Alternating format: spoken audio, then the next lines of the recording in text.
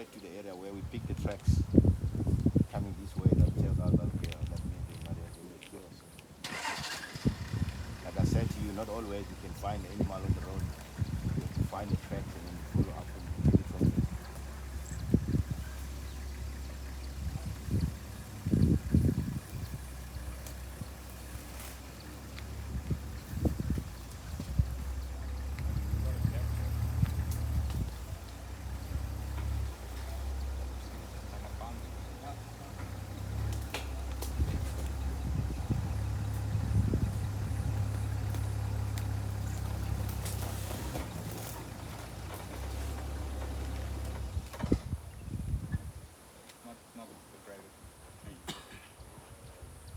Even though to take the kill up in a tree like this is not as good because I think you have to because